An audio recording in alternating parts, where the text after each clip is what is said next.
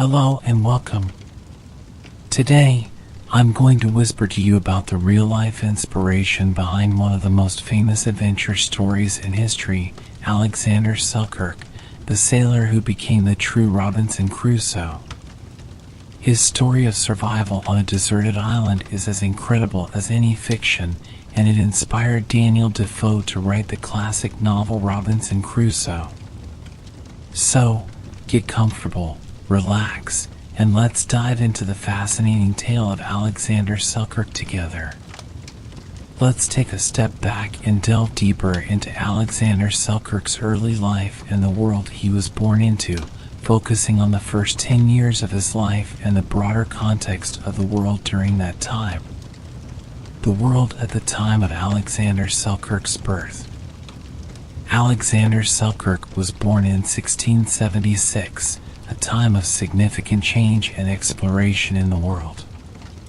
The 17th century was an era of discovery and expansion, marked by the growth of European empires and the beginning of global trade networks that connected continents and cultures in unprecedented ways. During this period, the major European powers, England, Spain, France, the Netherlands, and Portugal, were engaged in intense competition for control over newly discovered lands in the Americas, Africa, and Asia. The seas were the highways of this new global economy, with fleets of ships carrying goods, people, and ideas across vast distances. In Scotland, where Alexander was born, life was deeply influenced by the political and religious turbulence of the time. Scotland was part of the Kingdom of Great Britain, which was ruled by the Stuart monarchy. The late 17th century was a time of religious conflict in Britain, particularly between the Protestant majority and the Catholic minority. These tensions often spilled over into violence and political upheaval, shaping the lives of ordinary people. Economically, Scotland was a land of contrasts. While some regions thrived on trade and industry, many areas, particularly in the Highlands, were still rural and relied heavily on agriculture and fishing. Coastal villages like Lower Largo, where Alexander was born, were closely connected to the sea, both for their livelihoods and for their interactions with the wider world. Alexander Selkirk's early years, 0 to 10 years old. Alexander Selkirk was the seventh son in a family of 8 children. His father, John Selkirk, was a shoemaker and tanner, working hard to provide for his large family in the small village of Lower Largo, located on the east coast of Scotland.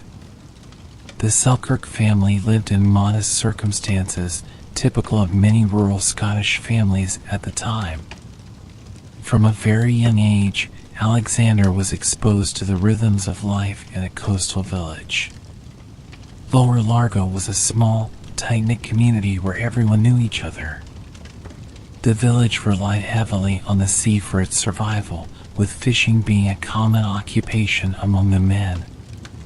The sight of fishing boats coming and going, and the smell of saltwater and fresh fish, were constants in Alexander's early life. As a child, Alexander was known for being adventurous and full of energy. He was not content to stay at home or follow the more reserved paths his parents might have preferred. Instead, he was often found exploring the rocky shoreline, climbing cliffs, and getting into scrapes with the other boys in the village. His parents, particularly his father, tried to instill in him the values of hard work and obedience, but Alexander's restless nature often got the better of him. One of the most formative aspects of Alexander's early life was his exposure to the stories of sailors and traders who passed through Lower Largo. The village, while small, was a stop for ships traveling along the Scottish coast, and Alexander would often find himself at the docks, listening intently to the tales of distant lands and daring adventures. These stories captured his imagination and planted the seeds of his future desire to go to sea. A life shaped by the sea. The sea was an ever-present force in Alexander's early years. It was both a source of livelihood and a gateway to the wider world. While his father worked as a shoemaker, Alexander was more interested in the boats and ships that dotted the coastline.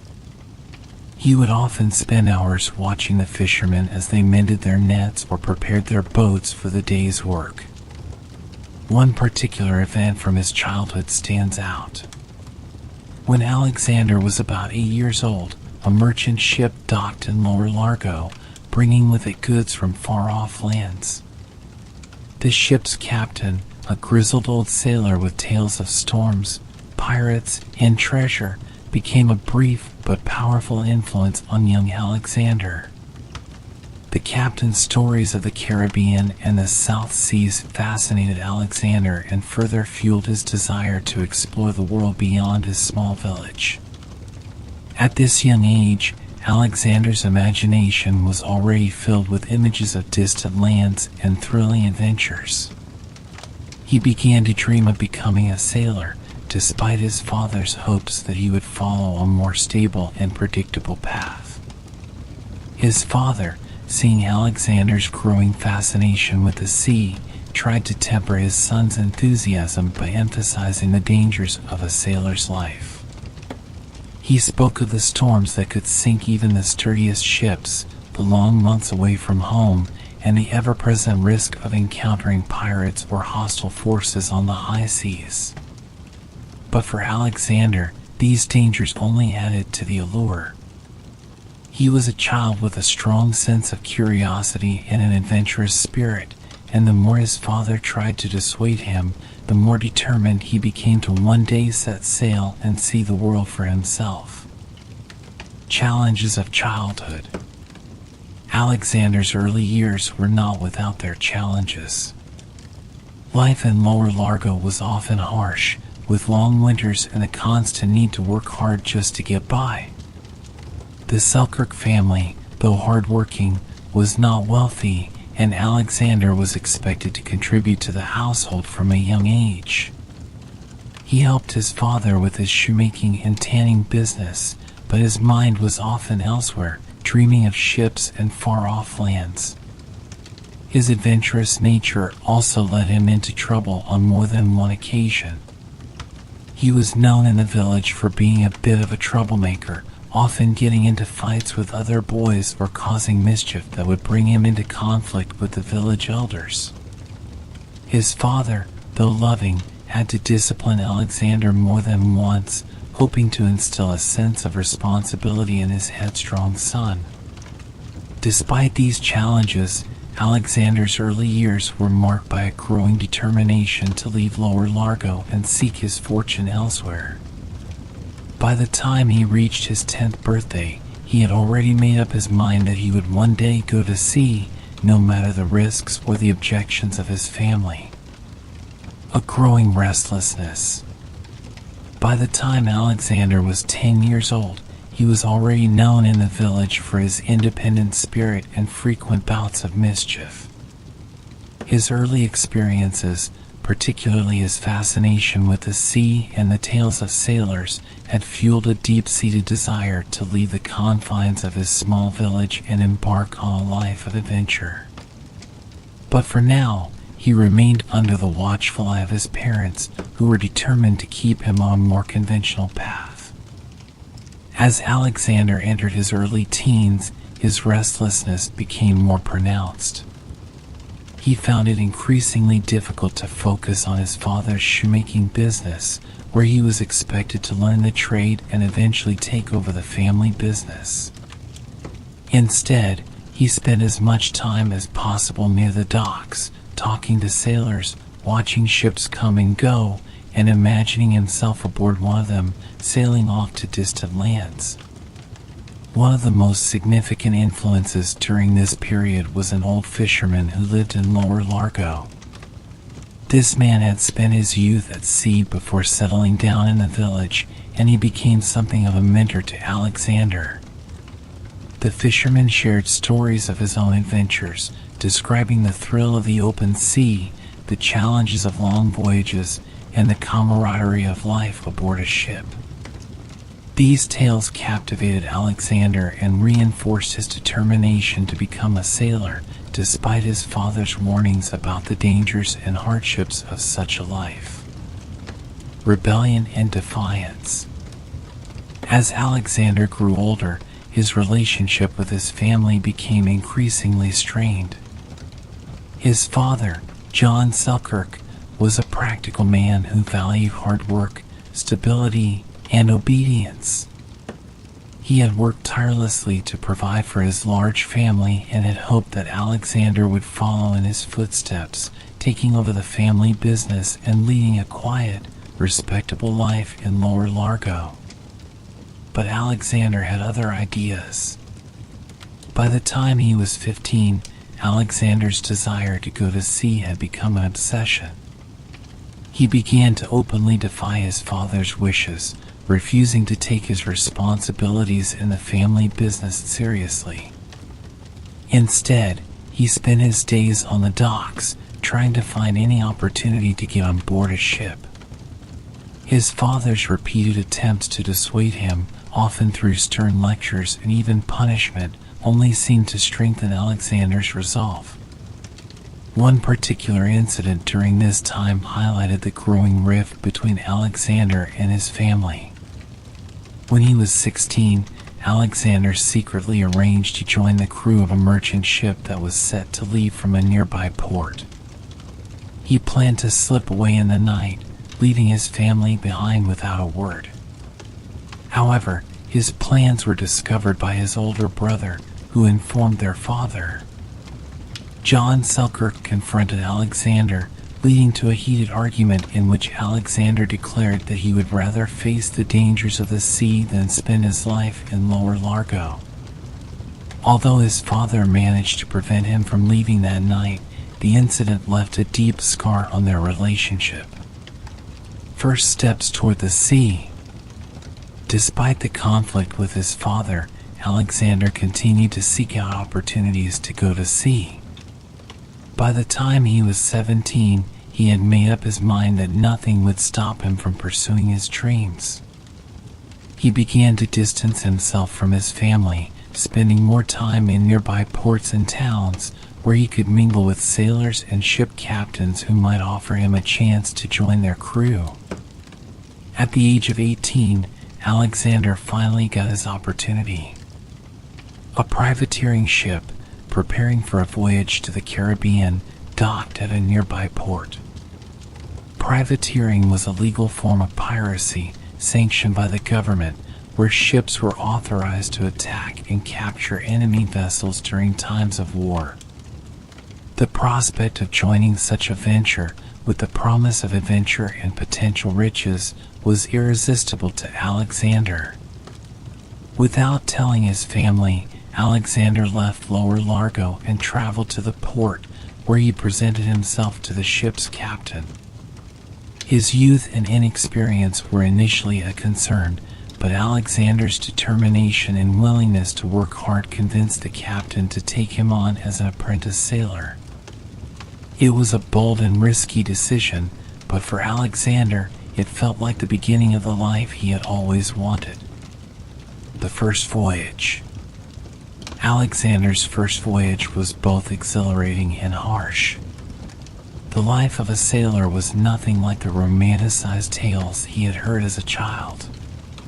The work was grueling, the conditions on board were often filthy and cramped, and the sea could be unforgiving.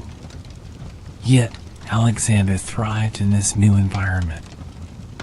The challenges only seemed to fuel his determination, and he quickly gained the respect of his fellow crew members through his hard work and resilience. The privateering voyage took Alexander to the Caribbean, a region known for its dangerous waters and the presence of enemy ships. The crew engaged in several skirmishes with Spanish vessels, and Alexander experienced firsthand the violence and chaos of naval combat. It was a stark contrast to his life in Lower Largo, but Alexander found himself more alive than ever before. The thrill of battle, the camaraderie of the crew and the excitement of exploring new territories solidified his decision to continue this path. Despite the dangers, Alexander's first voyage was a success. The ship returned to port with captured goods and prizes, and Alexander received his share of the profits. It wasn't a fortune, but it was enough to keep him motivated and eager for the next adventure. His experiences on this voyage would shape the rest of his life, instilling in him the skills and confidence needed to survive the many challenges that lay ahead. A new direction. By the age of 20, Alexander had fully embraced his life as a sailor. He had left behind the small, predictable world of Lower Largo and entered a life filled with uncertainty, danger, and adventure. The young boy who had once dreamed of the sea was now a seasoned sailor, ready to take on whatever challenges the world had to offer. This period of his life was not without its struggles, but it was also a time of growth and self-discovery. Alexander had proven to himself that he could survive and even thrive in the harsh world of privateering.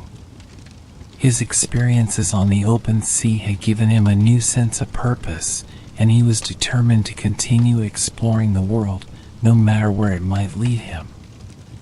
A seasoned sailor and privateer. By the time Alexander reached his early 20s, he had fully embraced the life of a sailor and privateer.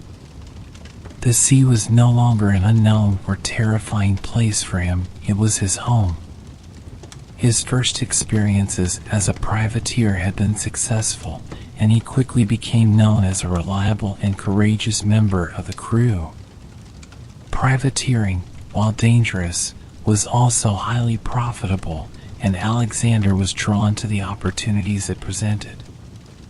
Throughout his early 20s, Alexander participated in several privateering expeditions, primarily in the Caribbean and along the coast of South America.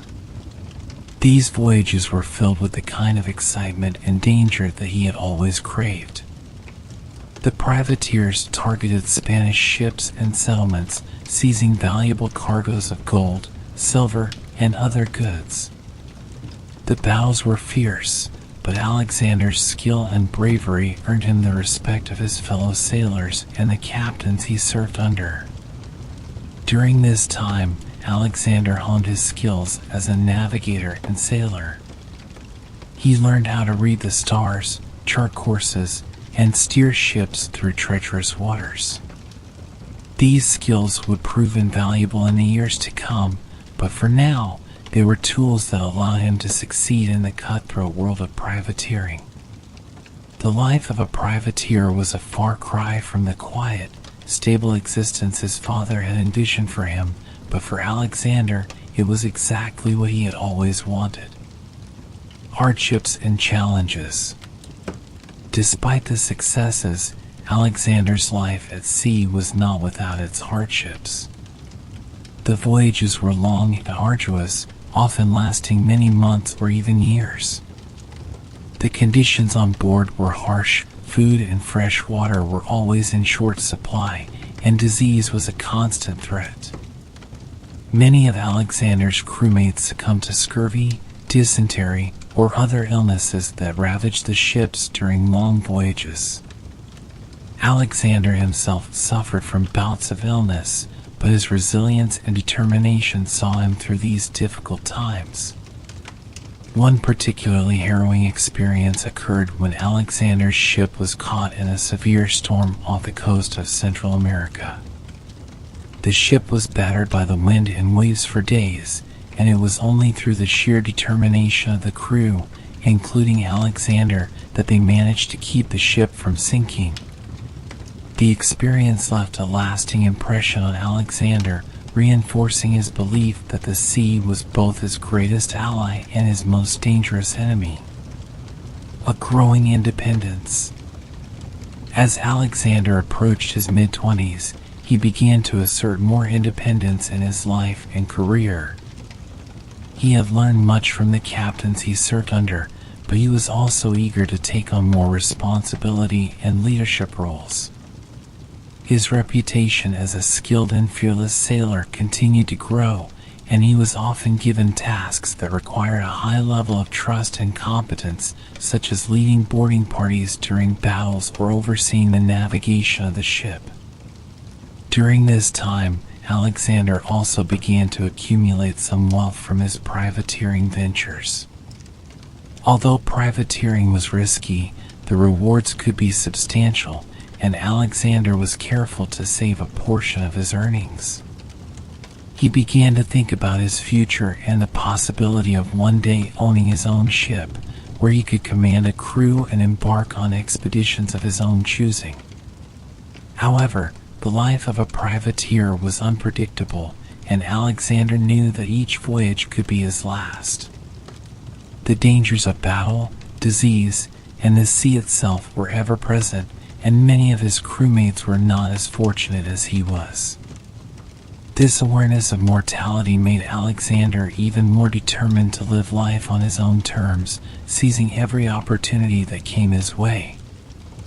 A fateful voyage with William Dampier. In 1703, when Alexander was 27 years old, he joined an expedition led by the famous explorer and privateer William Dampier.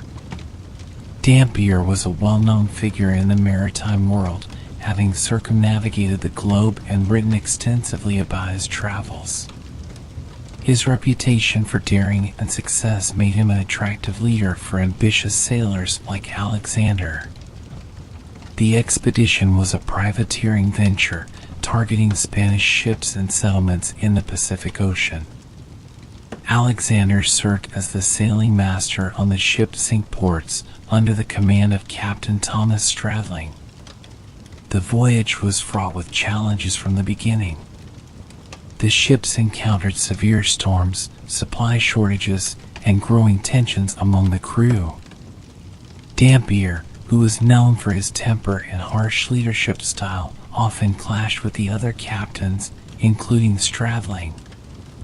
As the months dragged on, the hardships of the voyage took their toll on the crew.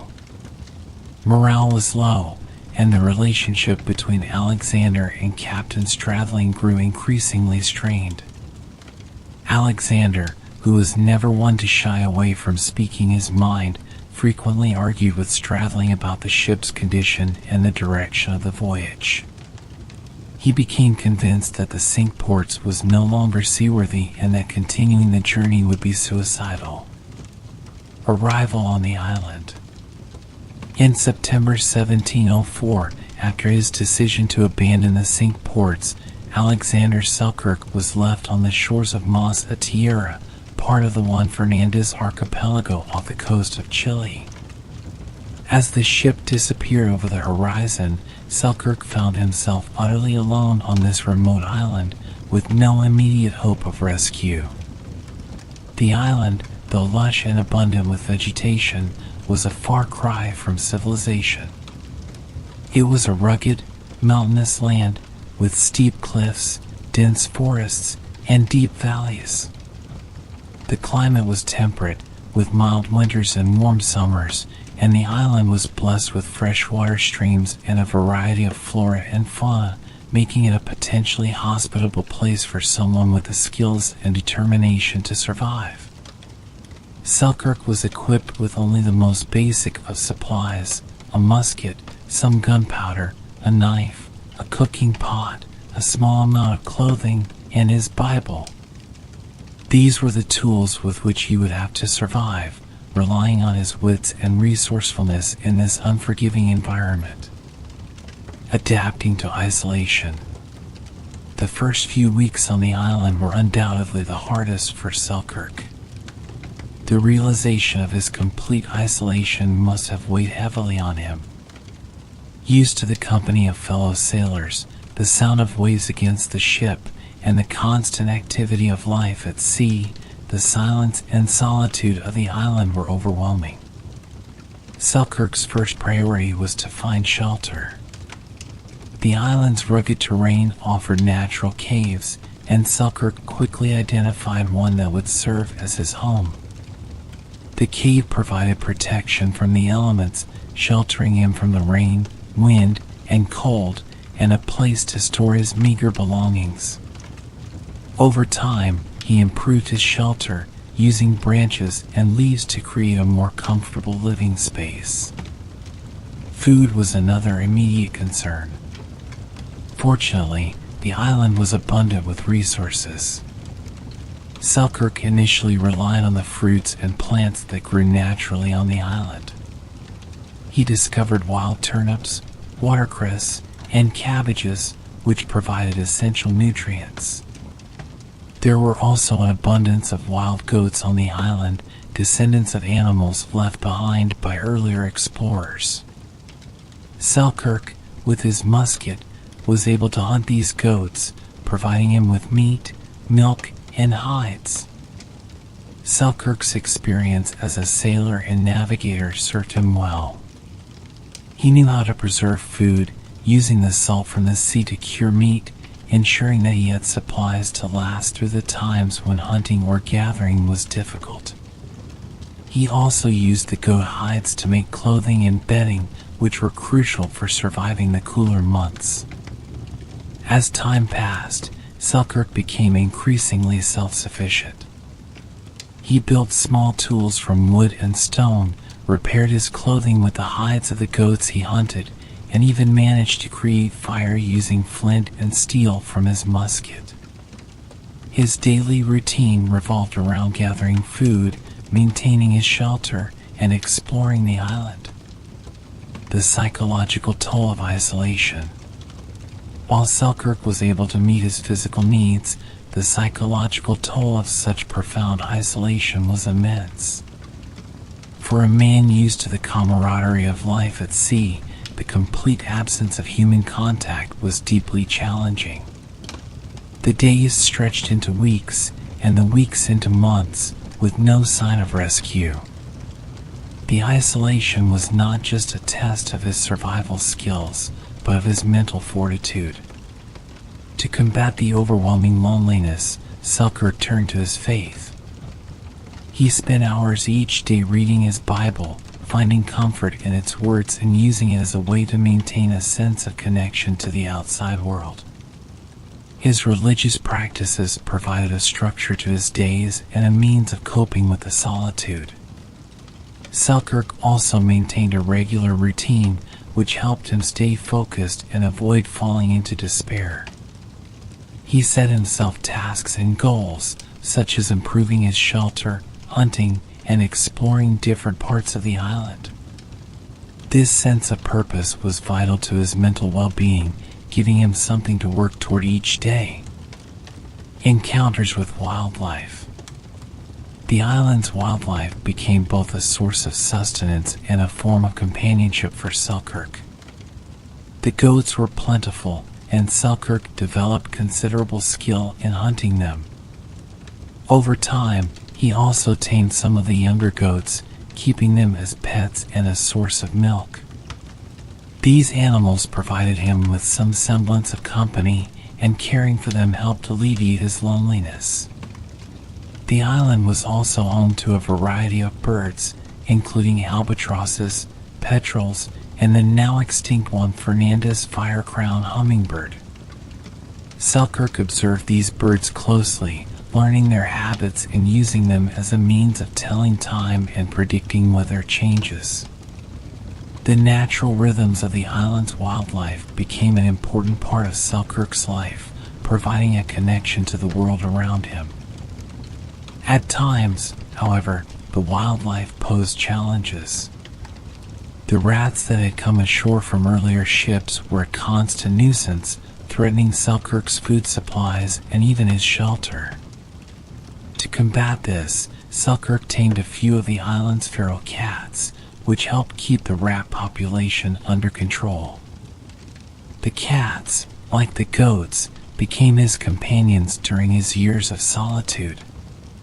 Coping with health challenges. Living alone on the island presented significant health challenges. The physical demands of surviving in such a rugged environment took a toll on Selkirk's body. He suffered from occasional injuries, such as cuts and sprains, which he had to treat himself using the resources available on the island. Selkirk was also mindful of the need to maintain his overall health. He understood the importance of a balanced diet and made sure to vary his food intake as much as possible, supplementing his diet with fruits, vegetables, and the meat and milk from the goats. The fresh air, physical activity, and simple diet likely contributed to his overall good health during his time on the island.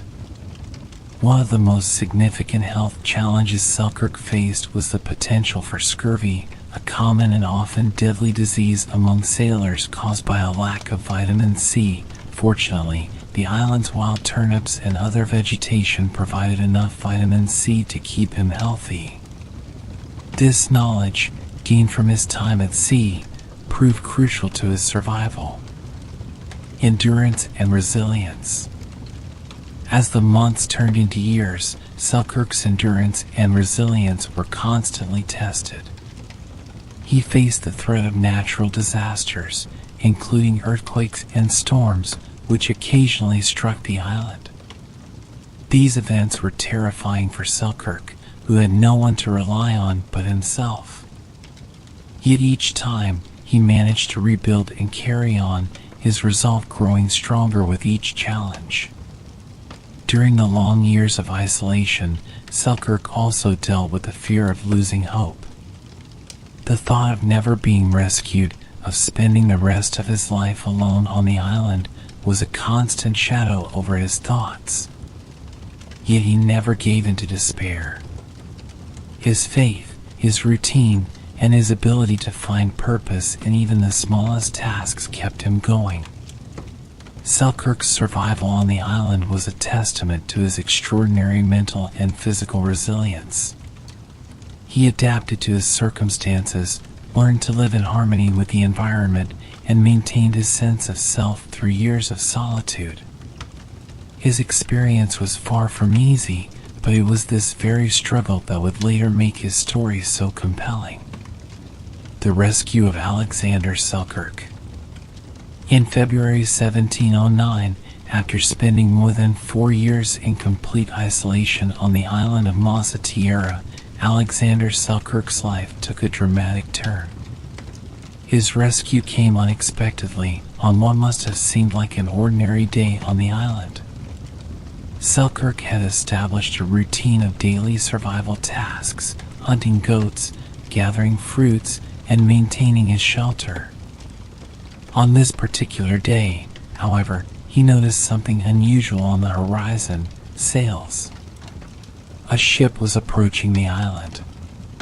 For Selkirk, this sight was both thrilling and terrifying.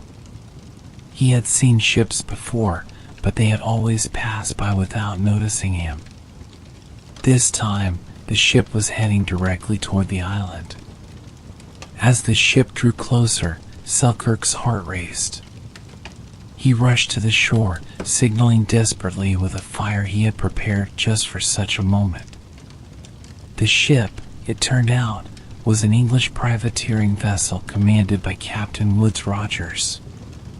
The crew, upon spotting the smoke from Selkirk's fire, decided to investigate. When the crew landed on the beach, they were astonished to find a man who had been living in isolation for so long. Selkirk's appearance was striking. His hair and beard had grown long and wild, and he was dressed in clothes made from goat skins. Despite his wild appearance, Selkirk greeted the sailors with joy and relief, speaking in English and telling them his incredible story. Immediate aftermath of the rescue. Captain Rogers was impressed by Selkirk's story and his survival skills. Selkirk explained how he had survived on the island, hunting goats for meat, using their skins for clothing, and relying on his own resourcefulness to stay alive. Rogers realized that Selkirk, despite his years of isolation, was still a capable sailor.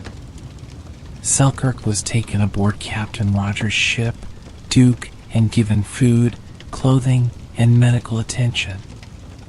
The sailors were fascinated by his story and asked him many questions about his time on the island. Selkirk, for his part, was overwhelmed by the return to human company. After years of solitude, the noise, smells, and activities aboard the ship must have been both comforting and disorienting. Physically, Selkirk was in remarkably good health, considering his ordeal. His diet on the island had been simple but nutritious, and the exercise from hunting and maintaining his shelter had kept him fit. However, the sudden change in diet and environment posed a risk to his health, and the crew took care to reintroduce him gradually to a more varied diet. Mentally, the transition was more challenging. While Selkirk was overjoyed to be rescued, the return to civilization brought with it the realization of how much he had missed. The isolation had been deeply lonely, and now, surrounded by people once again, Selkirk had to adjust to the complexities of social interactions. He found himself caught between gratitude for his rescue and a strange sense of loss for the simple, solitary life he had led on the island. Life aboard the Duke.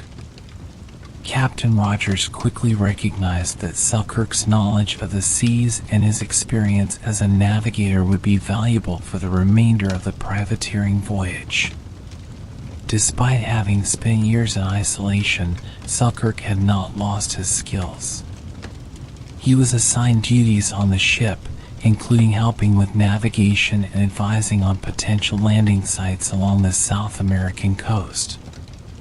Selkirk's first days aboard the Duke were likely filled with a mixture of relief and disorientation. He was reintroduced to the routines of ship life, standing watch, adjusting sails, and navigating. The camaraderie among the sailors was something he had sorely missed, but it also required him to readjust to the social norms and dynamics that had been absent from his life for so long. Selkirk formed a bond with Captain Rogers, who saw in Selkirk a man of resilience and resourcefulness. Rogers included accounts of Selkirk's ordeal in his own writings, which would later become a part of the historical record and contribute to the legend of Robinson Crusoe. Emotional and psychological impact. The return to human society had profound psychological effects on Selkirk. After 4 years of solitude, the noise, activity, and social interactions aboard the ship were overwhelming. He had to readjust to the presence of others, to the sounds of voices, the sights of bustling activity, and the smells of a crowded ship. Initially, Selkirk may have struggled with feelings of anxiety or discomfort as he reintegrated into life aboard the ship. However, his deep gratitude for his rescue and his determination to contribute to the crew's efforts helped him overcome these challenges. The emotional support of the crew, who were fascinated by his story and treated him with respect, played a crucial role in helping him readjust.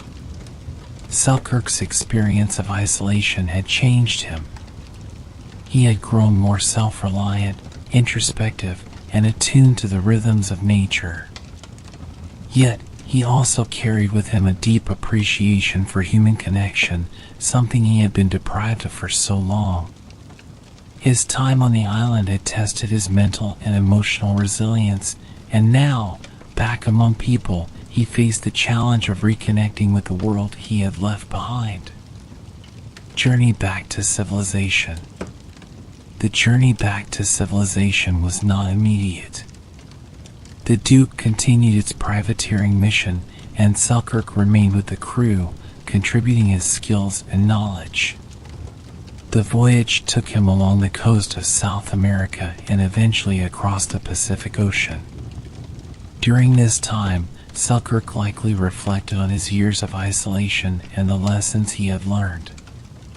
The sea, which had once been a source of adventure and danger, had now brought him back to civilization. His experiences on the island gave him a unique perspective on life, one that was shaped by both the hardships he had endured and the strength he had found within himself. When Selkirk finally returned to England, his story became a sensation. He was celebrated as a hero, a man who had survived against all odds. The tale of his survival spread quickly, capturing the imagination of the public and inspiring Daniel Defoe's famous novel, Robinson Crusoe. Selkirk's return to society was both triumphant and challenging. He had survived an extraordinary ordeal, but the experience had also left its mark on him.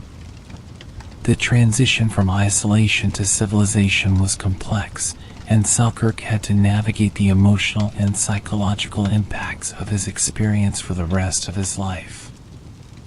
Return to England, 1709 to 1710. After being rescued in February 1709 by Captain Woodes Rogers and his crew, Alexander Selkirk spent the next several months aboard the privateering ship Duke. The ship continued its mission along the coast of South America before eventually crossing the Pacific and heading toward England. Selkirk's experience as a navigator proved invaluable during this time, and he integrated back into the life of a sailor, though his recent years of isolation left a lasting impression on him. Selkirk's return to England in 1710 was met with significant interest. News of his survival on the uninhabited island had spread, largely due to Captain Rogers, who included Selkirk's story in his published account of the voyage. Selkirk returned to his homeland as something of a minor celebrity, his story capturing the imagination of the public. However, while Selkirk's return was a moment of triumph, it was also marked by a sense of dislocation. The world he returned to had changed in subtle ways during his absence, and reintegrating into society was not without its challenges. Adjusting to civilian life, 1710 to 1712. The first few years after Selkirk's return were a period of adjustment. He was now back in the bustling, noisy environment of early 18th century England, a stark contrast to the solitude of Mos Tierra. His story had brought him a certain degree of fame, but this also meant that he was often approached by people curious to hear first-hand accounts of his ordeal. Selkirk initially returned to his family in Lower Largo, Scotland. This reunion with his family was bittersweet. While they were overjoyed to see him alive and well, Selkirk himself had changed profoundly. The years of isolation had made him more introspective and independent. He found it difficult to settle back into the routines of village life and struggled with the constant attention from those who viewed him as a local hero. During this time, Selkirk began to share his story more widely. He recounted his experiences of survival to those who asked, but he also found solace in the familiar landscape of his homeland, spending much of his time in the countryside, away from the bustling towns and cities. The freedom of the open air and the quiet of the natural world were reminiscent of the isolation he had grown accustomed to on the island, helping him to cope with the pressures of readjusting to society. Restlessness and wanderlust, 1712 to 1714. Despite the comfort of being back in his homeland, Selkirk's restlessness soon returned. The life of a civilian, with its routines and expectations, did not suit him. The quiet village life that his family had hoped he would embrace was far from the adventurous existence he craved.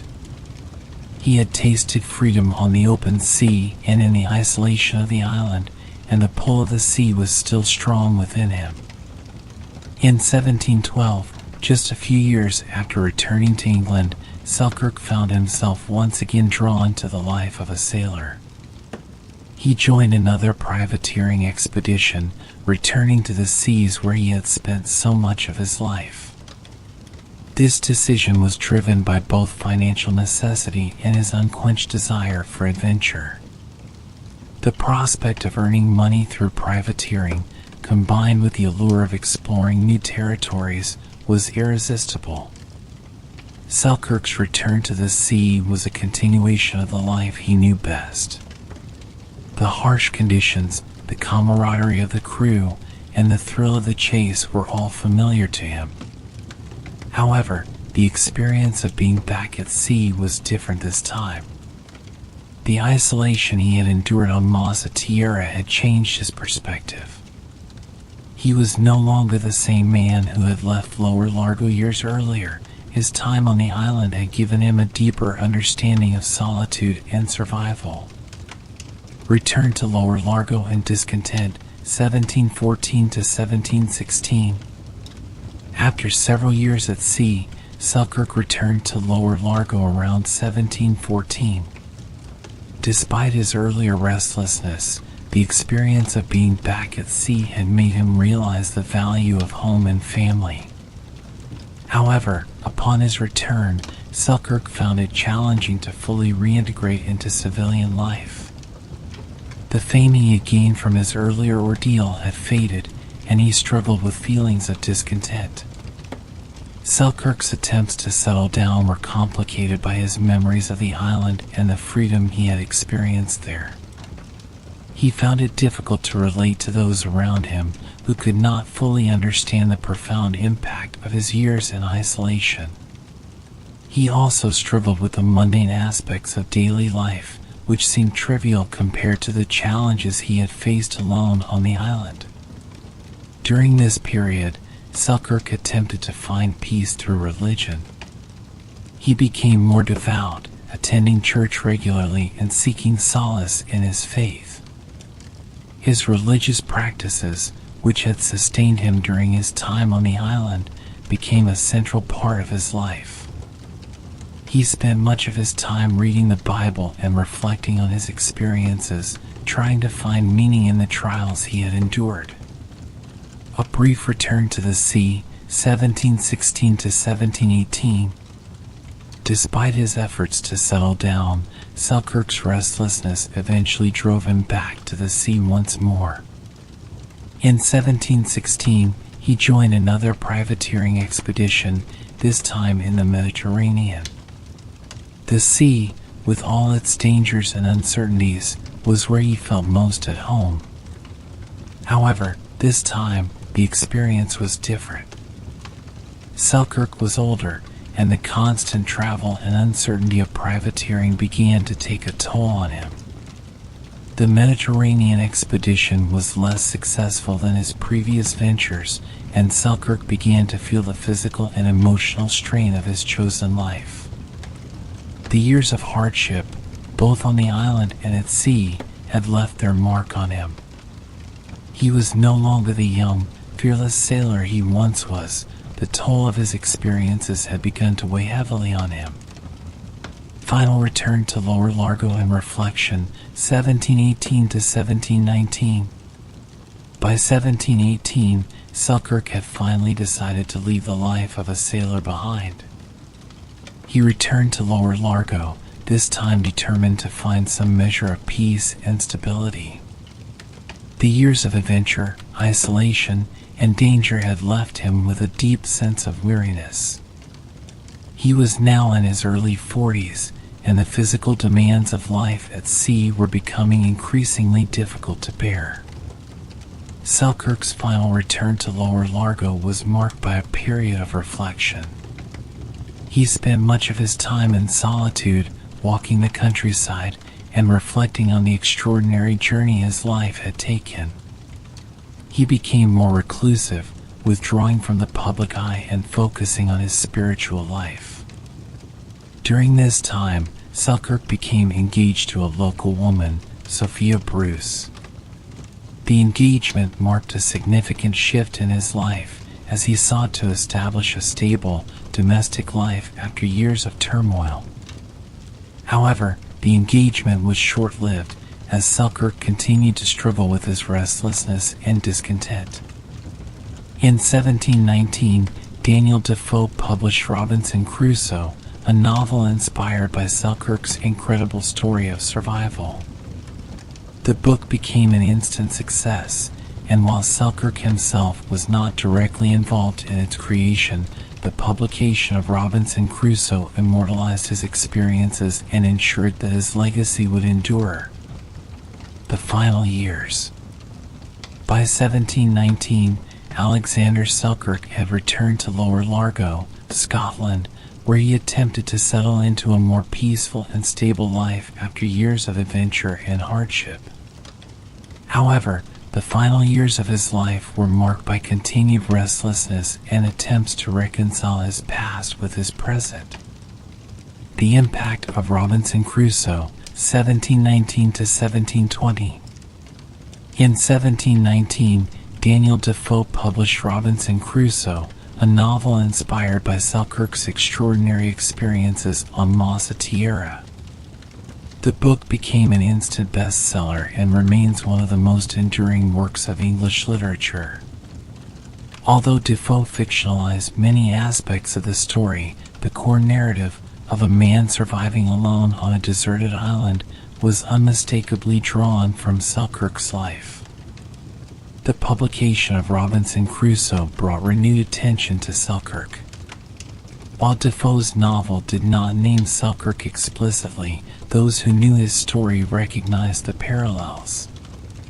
Selkirk's tale had already been publicized by Captain Woodes Rogers, and with the novel's success, Selkirk became a figure of fascination once more. Despite this renewed interest, Selkirk was ambivalent about his newfound fame.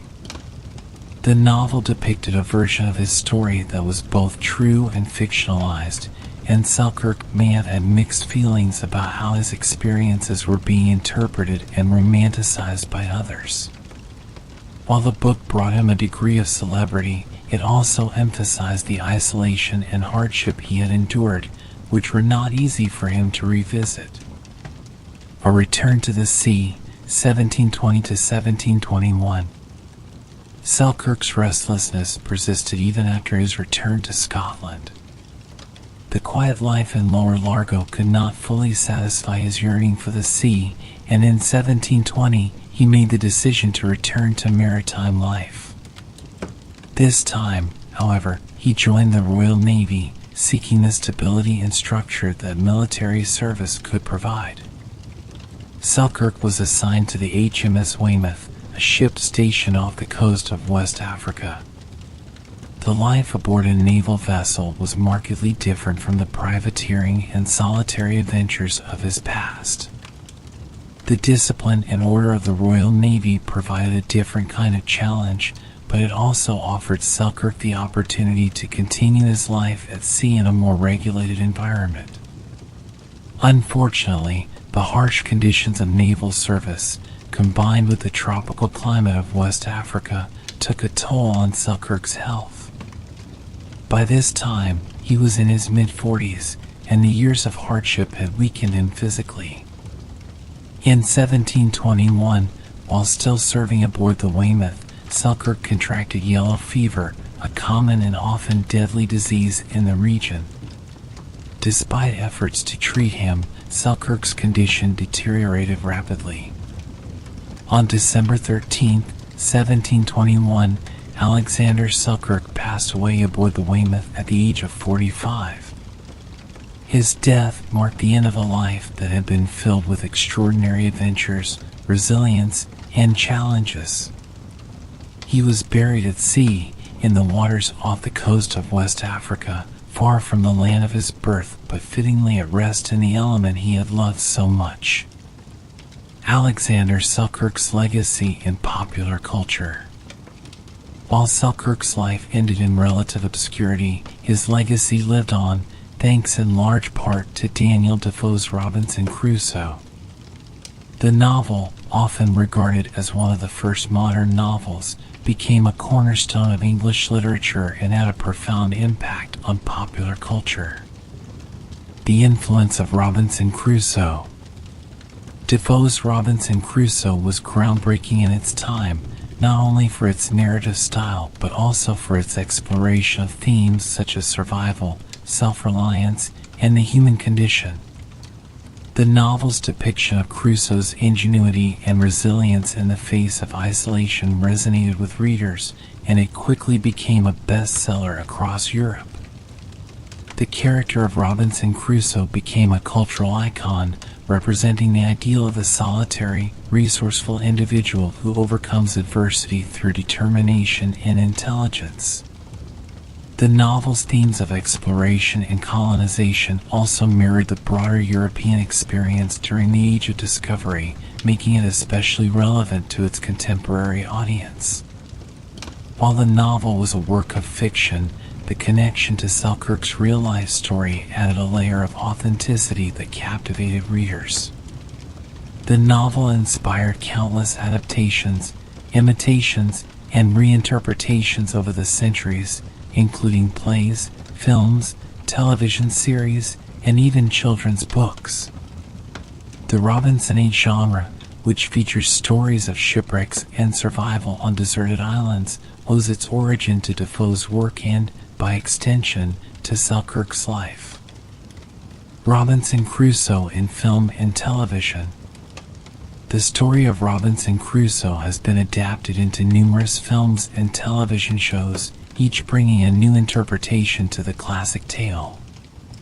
These adaptations range from faithful retellings to more creative reimaginings, but all draw on the central themes of survival and human ingenuity. One of the earliest film adaptations was the silent film Robinson Crusoe, 1927, which introduced the story to a new audience through the emerging medium of cinema. Since then, there have been many notable adaptations, including the 1954 adventure film Robinson Crusoe, directed by Louise Buñuel, which remains one of the most acclaimed versions of the story. In more recent years, the story has been reimagined in various forms, including animated adaptations for children and modernized versions that explore similar themes in contemporary settings. The enduring appeal of Robinson Crusoe as a character and story is a testament to the universality of its themes and the impact of Selkirk's real-life experiences on the collective imagination. Selkirk's place in history. While Robinson Crusoe became a global phenomenon, the real Alexander Selkirk remains an important figure in history. His story is a powerful example of human resilience and the will to survive against overwhelming odds. Selkirk's life, particularly his years of isolation, continues to be a subject of interest for historians, literary scholars, and survival experts. In recent years, Selkirk's legacy has been commemorated in various ways. The island where he was marooned, Masa Tierra, was renamed Robinson Crusoe Island in 1966 in honor of Defoe's novel and its real-life inspiration. Monuments and plaques have been erected in Selkirk's hometown of Lower Largo and on the island itself, celebrating his life and the remarkable story of survival that has inspired so many. Selkirk's story also serves as a reminder of the harsh realities of life at sea during the Age of Exploration. His experiences highlight the dangers faced by sailors, the brutality of privateering, and the isolation that could come with long voyages. Yet, despite these challenges, Selkirk's life also exemplifies the human capacity for adaptation, endurance, and hope. After hearing the incredible tale of Alexander Selkirk, the real-life inspiration for Robinson Crusoe, we've journeyed through the highs and lows of a man who survived against all odds on a deserted island for over 4 years. His story is one of resilience, ingenuity, and the indomitable human spirit. Now, I want to ask you, my dear viewers, could you have survived in such isolation? Do you think you have what it takes to endure years alone on a remote island, with only your wits and the resources around you? Thank you for joining me on this fascinating exploration of history. If you enjoyed this video, please don't forget to give it a thumbs up and leave a comment below with your thoughts. And if you haven't already, make sure to subscribe to the channel so you don't miss out on any future stories. Until next time, stay curious and keep exploring the incredible stories of our past.